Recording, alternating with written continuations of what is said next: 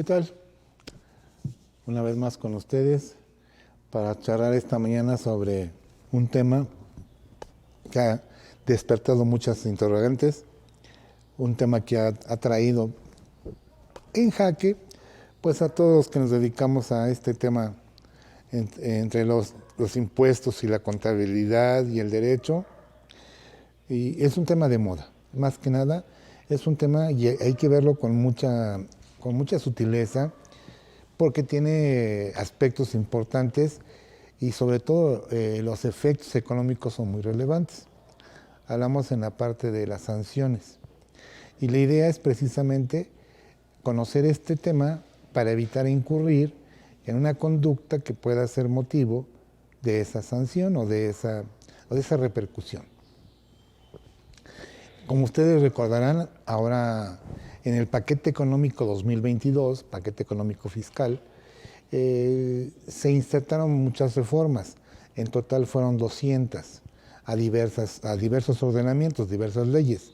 Las más importantes, el Código, Renta, IVA, IEPS y el ISAN. Y aparte la Ley de Derechos.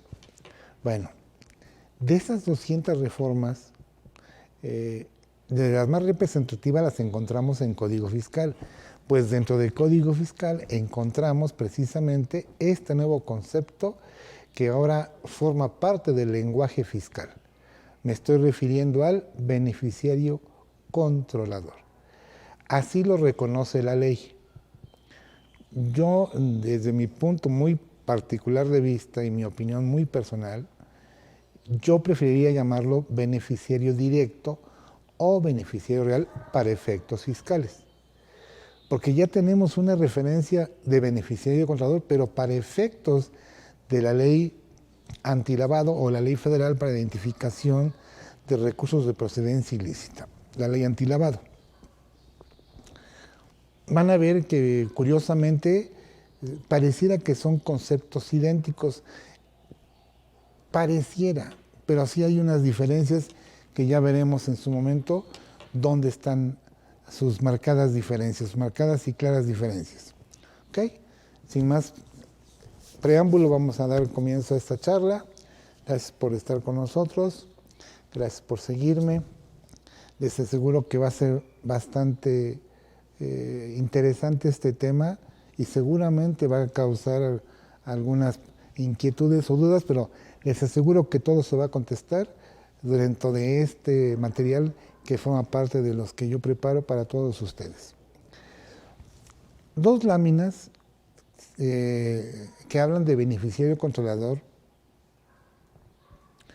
sea por control o por posesión. Ahorita nada más están ahí para que tengan una idea general, pero ya al finalizar el tema van a ver si efectivamente se da o no se da esta hipótesis. ¿Okay? Está hecho a propósito. Muy bien, a nuestros amigos de Face, muchas gracias por estar con nosotros. Pues gusto tenerlos aquí en esta mañana. Estamos viendo el tema de beneficiario controlador, tema que ha despertado mucha inquietud, e incluso interrogantes, dudas. Y bueno, hay que reconocer que es una carga administrativa adicional a las que ya tenemos. Y eso pues, lo van a ver durante el desarrollo del tema y vamos a ver cómo llevar esa carga sin que tengamos que incurrir en alguna conducta que nos pueda ocasionar una sanción. ¿Okay? Vamos a identificar al final del tema quién es el beneficiario controlador. Insisto, reitero, yo he manejado el concepto beneficiario final o real, que es el más adecuado al tema fiscal. Pero el Ejecutivo, en su iniciativa, en su proyecto de ley, que envió al Congreso, lo llamó beneficiario controlador. Ahorita vamos a ver por qué le llamó de esa manera y al final de cuentas van a ustedes a descubrir que se trata del beneficiario final al que persigue esta reforma fiscal, y van a ver por qué razón. ¿Okay? Bueno, hay un tema que ha causado también bastante inquietud o revuelo cuando hablamos del levantamiento del velo o velo corporativo. Técnica de levantamiento del velo o velo corporativo. Es un concepto rarísimo. Para efectos contables, fiscales, casi no lo hemos estudiado. Es más, no hay una legislación que hable de él. Esto lo hablan los tribunales. ¿Okay? ¿Y qué es el velo corporativo? Bueno, el velo corporativo es precisamente buscar a través de diversas técnicas qué hay detrás de. Es como si ustedes que ahorita me están viendo, vean que yo aquí tengo en este momento una servilleta. ¿Okay? Pongo mi mano abajo y la servilleta la cubre. Al estar la servilleta encima de la mano, no se sabe qué hay debajo de la servilleta. Ustedes ya lo saben porque se los dije. Pero la técnica del levantamiento del velo o el velo corporativo es precisamente eso. Levantar este velo, esta servilleta, para ver qué hay debajo. Eso está muy íntimamente ligado con el beneficiario directo, real o controlador, como lo quieran llamar. ¿Okay? Vamos a ver a diversas tesis que se han pronunciado respecto al concepto de velo corporativo. ¿Okay? Eso es lo que busca el beneficiario controlador para efectos fiscales. ¿Quién se beneficia al final? Y para eso, pues se va a utilizar la famosa técnica del velo corporativo. ¿Okay? Para que no se oculte el beneficiario final de alguna cuestión de índole fiscal. Fíjense que las morales fueron creadas por la ciencia jurídica para que puedan existir de manera legal en este país. Son una ficción, pero al final de cuentas son una realidad. Son una ficción porque pues físicamente no existen, existen jurídicamente. Participan de la misma personalidad jurídica que una persona física, sí, correcto, que un ser humano. Tienen una realidad jurídica, cuentan con un nombre, un patrimonio, un domicilio, una capacidad y una nacionalidad que son distintos de los de sus socios, por lo que pueden celebrar actos, contratos y contraer derechos y obligaciones.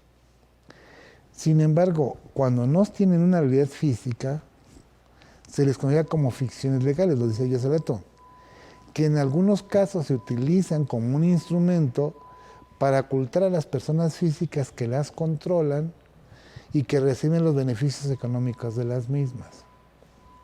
Esto pasa mucho. Este es los antecedentes.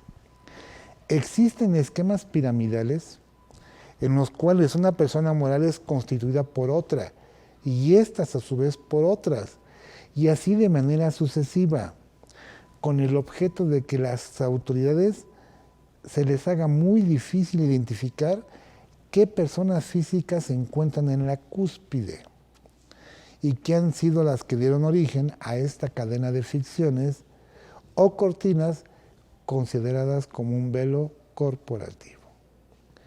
Entonces se da cuenta que A es esta empresa integrada por Pepe y por mí, pero Pepe es socio de B, socio de D, socio de E, socio de E, que a su vez hace operaciones con A. Y yo soy socio de 1, 2, 3, 4, 5, 6, las 6 empresas más que hacen negocios con A. Y la idea es que no sepan quién está atrás. Entonces lo que se pretende es precisamente descubrir al beneficiario final o real de estas piramidaciones, de estas figuras jurídicas, solo en personas morales. Solo aplica para personas morales de cualquier género, lucrativas y no lucrativas. ¿Ok?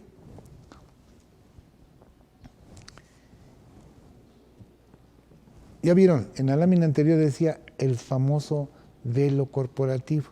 ¿Qué es el velo corporativo? ¿Qué entendemos por velo corporativo? Es un término muy peculiar, no vigente en la ley fiscal, no vigente en el Código Civil, no vigente en el Código de Comercio, en las sociedades mercantiles. Entonces, ¿cómo sabemos que hay un velo corporativo? O la técnica del levantamiento del velo, lo que les comentaba hace un ratito. Pues esto ha sido resuelto por los tribunales en diversos asuntos donde ha sido necesaria su intervención. Miren, esta tesis, que es del año 2018, aislada, es gran parte de todas las tesis que veremos las generó una sola empresa, en un asunto muy interesante. Dice, el levantamiento del velo corporativo es una herramienta judicial útil para flexibilizar el principio de hermetismo de la personalidad societaria, a fin de apreciar el trasfondo material que existe detrás de esa fachada jurídica, cuando se advierte que podría incurrirse en algún fraude de la ley o alguna práctica abusiva en perjuicio de terceros.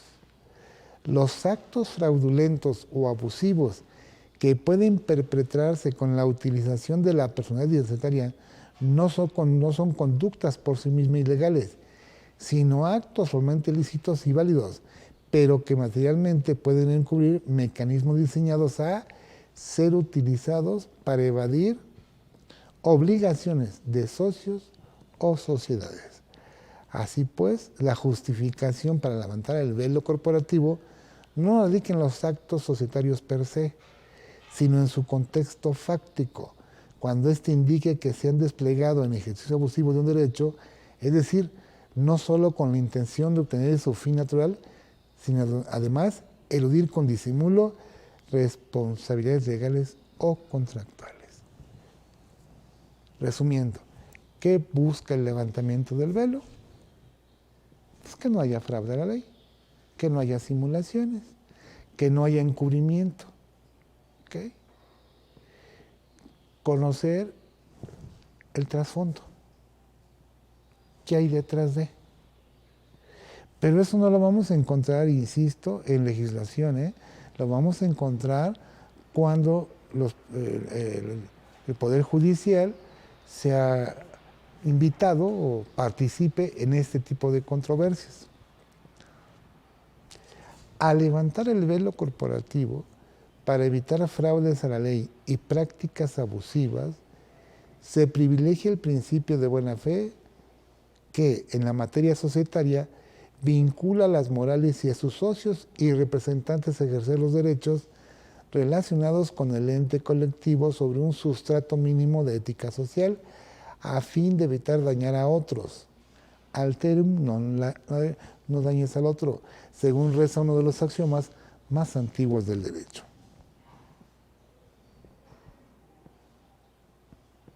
Esta otra tesis de 2013, el levantamiento del velo corporativo o coraza corporativa, en tanto implica el descubrimiento de una realidad aparente o encubierta, no es desconocida ni ajena al derecho mexicano. Su sustento se ubica en los artículos 1796 y 1910 del Código Civil, al establecer el principio general de la buena fe y la ilicitud de todo proceder contrario a las expectativas generadas, aun cuando ello se sustento se pretenda justificar en su actuar legalmente permitido. De acuerdo con lo anterior, resulta claro que la desestimación de la personalidad jurídica de una sociedad mercantil procede al advertirse la existencia de una apariencia creada, por lo que se trata de un aspecto jurídico del que no se encuentra dejada la realidad imperante en el Estado mexicano. Otra más. Esta es muy interesante, de 2013, aislada. Conforme a las múltiples acepciones que proporciona el diccionario de la Real Academia Española, el velo como expresión general es una tela, prenda o manto que permite ocultar alguna cosa en concreto, con el fin de resguardar la identidad, característica y calidad del ocultado. O bien, el pretexto, disimulación o excusa con que se intenta ocultar, atenuar o oscurecer la verdad, o también cosa que encubre o disimula el conocimiento expreso de la otra. En el lenguaje metafórico, la expresión velo ha servido para calificar, adjetivar una situación que en la realidad o la verdad tiende a ser ocultada o disimulada con fines de preservaciones interesadas o convenientes. Con el velo se tapa o se oculta aquello que no se quiere mostrar en forma general. Como toda institución jurídica, el velo corporativo debe tratarse en forma ponderada y equilibrada, pues esa protección a la personalidad jurídica empresarial, cuando se hace excesiva, puede derivar en un control abusivo de la sociedad en detrimento de la justicia, de la verdad, de los accionistas, de los trabajadores o del Estado y hasta de la propia empresa. Ya estamos entendiendo entonces qué es lo que persigue el beneficiario controlador, ¿no? Saber quién está atrás. Y para eso, pues ahora nos piden una serie de requisitos que debemos satisfacer para no llegar a este tipo de situaciones jurídicas y que sea un juez el que diga, pues hay que hacer la técnica de levantamiento. No, ya no. Para no pasar por todo este proceso, ya quedó claro que lo que persigue el beneficiario controlador es saber quién está atrás de la persona moral, como el último de los beneficiarios. Llámese controlador como dice el código, o llámese como le llamo yo, directo o real, y que yo no lo saco por mis palabras, lo saco por no investigaciones. Sí, pues, hay que investigar, hay que buscar el origen de las cosas. Ya ven que yo siempre les he dicho, a mí me gusta, y eso es algo que siempre he hecho y espero que lo compartamos todavía el tiempo que Dios nos siga dejando en tierra, a la tierra. Siempre les he dicho que busquen el origen de las cosas. No nada más cuando tomen un curso, una charla, una plática, cualquier cosa, no nada más conozcan la parte superficial, la parte del hacer. Pregúntense el por qué lo tengo que hacer, o por qué lo voy a cumplir, o por qué nació, cuál fue el motivo, qué lo originó. Eso nos permite entender mucho mejor las cosas y saber cómo lo terminaremos haciendo. O en su caso defendiendo, si ese fuera el asunto a concluir. ¿Okay? Entonces, no se puede defender lo que no se conoce y no se puede aplicar lo que no se conoce. Ya ven que yo les he comentado, charlado en algunos eventos, tanto presenciales como en línea que hemos tenido, es mi estilo, es parte de mi forma de ser, y así he sido, no sé, 30 años, 35 años que tengo exponiendo. Les he dicho, cuando lean despacio, pausado, con ritmo, con calma, respiren hondo y profundo. Analicen, segunda parte, analicen el contenido, qué dice, cómo dice, por qué lo dice. Y ahora sí viene la tercera etapa, ya lo puedo entender o comprender. Una vez que lo comprendo o lo entiendo, pues es mucho más fácil su aplicación, que es la cuarta etapa. ¿Cómo pueden ustedes aplicar algo que nunca han leído, que nunca analizaron y que nunca entendieron? ¿Cómo? Se los digo porque me pasó a mí, en mis inicios. Yo hacía lo que me decían que tenía que hacer, sin saber si lo que estaba haciendo era correcto o incorrecto. Simplemente obedecía como un robot. Y así me mantuve muchos años. Hasta que con el tiempo fui cambiando y me di cuenta de que yo necesitaba mucho más que hacer una simple aplicación, obedecer una orden o aceptar una imposición. Dije, no, pero ¿por qué? ¿Por qué lo tengo que hacer así? Y empecé a analizar, a leer primero, aprender a leer, porque no sabía leer, aprender a leer, analizar el contenido y decir, mira, ya lo comprendí, ahora ya sé por qué. Y entonces terminé haciendo lo que no hice correctamente en mucho tiempo. Bueno, esto es la acepción jurídica del velo corporativo o técnica de levantamiento del velo. Otra tesis, traje varias, muchas tesis traje. Implicaciones jurídicas de su levantamiento o ruptura. Romper el velo corporativo es el acto por el cual se traspasa la forma externa de la persona jurídica para investigar la realidad que existe en su interior. La verdad de aquellos que extrovierten los secretos medulares, financieros y de procesos que genera la acción empresarial. Ello, cuando se hace vital, el conocimiento de esa parte resguardada protegida para aclarar o descartar situaciones producidas por la empresa que han afectado el normal desenvolvimiento de las relaciones corporativas o con el fin de evitar el fraude y la utilización de la personalidad jurídica en perjuicio de intereses públicos o privados.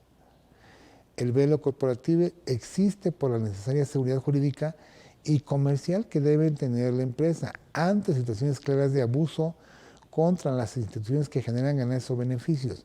Por ello se han creado los sistemas jurídicos actuales e instrumentos para descorrer ese manto resguardador y acceder a la verdad oculta detrás del velo corporativo bajo el pretexto, bastantes veces alejado de la verdad, de saber y analizar si ha habido uso fraudulento de los sistemas de seguridad y protección jurídica a los elementos delicados e internos que deben protegerse.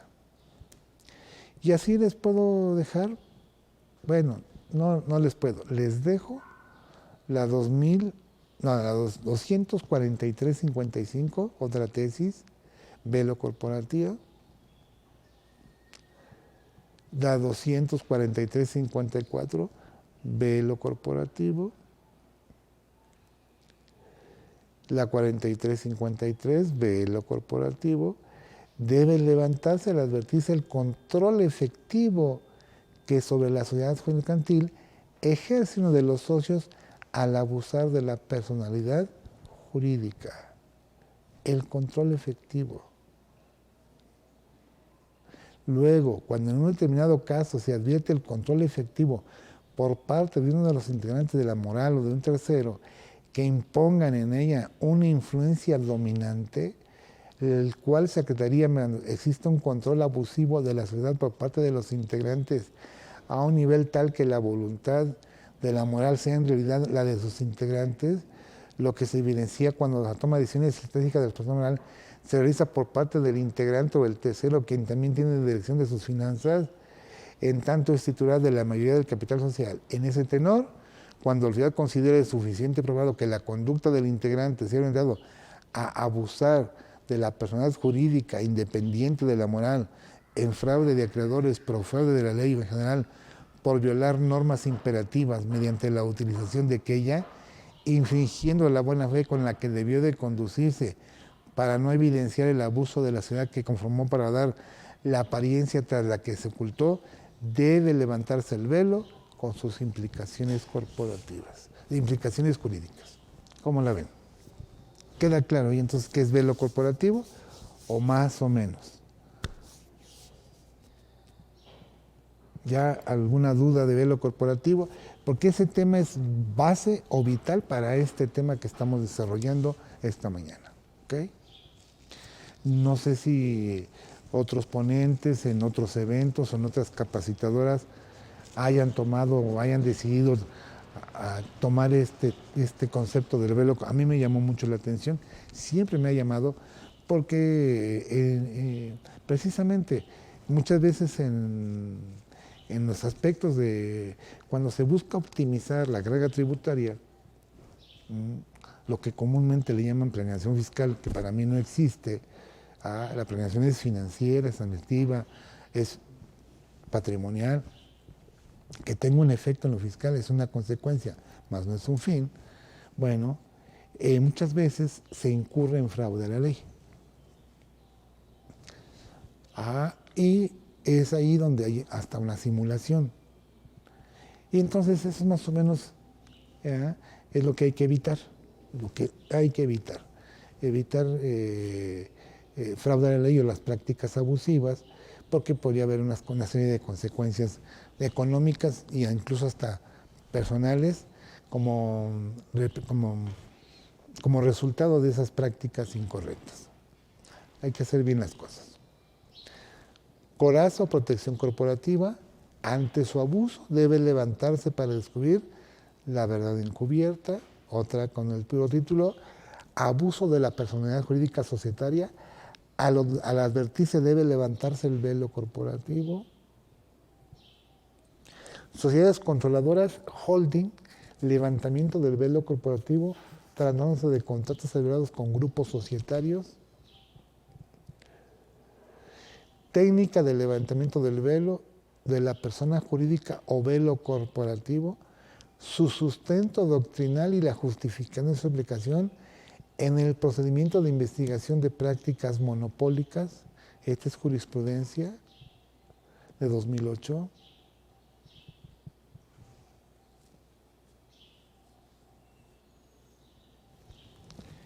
Y regresamos. El reconocimiento a la personalidad jurídica de las morales, sin lugar a duda, ha sido un acierto y ha contribuido al desarrollo de todas las naciones del mundo, permitiendo a las físicas asociarse con reglas claras y transparentes. Así lograr una cantidad memorial de finalidades lícitas, que van desde las asistenciales hasta las mercantiles. Sin embargo, también han sido utilizadas al margen de la ley como vehículos para lograr actividades ilícitas, como pueden ser el lavado de dinero, y luego dice, y la defraudación fiscal. ¿Okay? Un ejemplo, el fideicomiso. Esta reforma va en contra de los fideicomisos, ¿sí? No tanto que vaya en contra o que los desaparezca, sino que sean más transparentes, porque eran figuras cerradas. Ahora ya no van a ser. Incluso los fideicomisos públicos, como ustedes saben, los que tenía el gobierno por ahí de 190 fideicomisos, muchos sufrieron un recorte o desaparecieron ahora en 2020, en esta administración, precisamente por la opacidad, por la oscuridad. El fideicomiso es un contrato en el cual intervienen tres partes. El fideicomitente, el que da los bienes o dinero, y él dice qué fin se le va a dar. El fiduciario, que es quien va a administrar esos bienes, ese dinero, que podría ser en este caso únicamente el sistema financiero mexicano. Y por último el fideicomisario, que va a ser el beneficiario de los fines del fideicomiso, que curiosamente puede ser el fideicomitente. O sea, puede recaer en él la doble figura, fideicomitente y fideicomisario. O sea, así está pactado. Eso es lo que persigue la reforma. ¿Quién está atrás? Punto. Hoy, si hacemos un fideicomiso, pues hay que decir, a ver, ¿quién es el fideicomitente? No, pues yo. ¿Quién es el fiduciario? Pues Pepe. Pues ellos son los beneficiarios.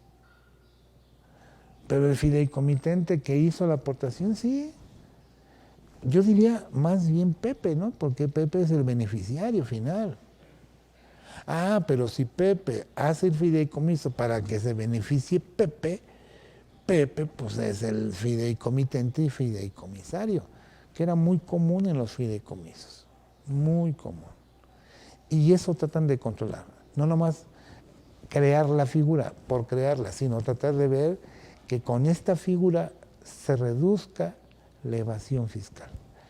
Esa es la razón de la reforma. En palabras cortas, rápidas, concretas. Reducir la evasión fiscal. ¿Okay? Eso es lo que persigue esto. El fideicomiso ha sido una herramienta muy útil para muchos negocios. El fiduciario es una garantía porque él es el administrador de los bienes. ¿Okay? Esos bienes, llámese bienes muebles o inmuebles, el dinero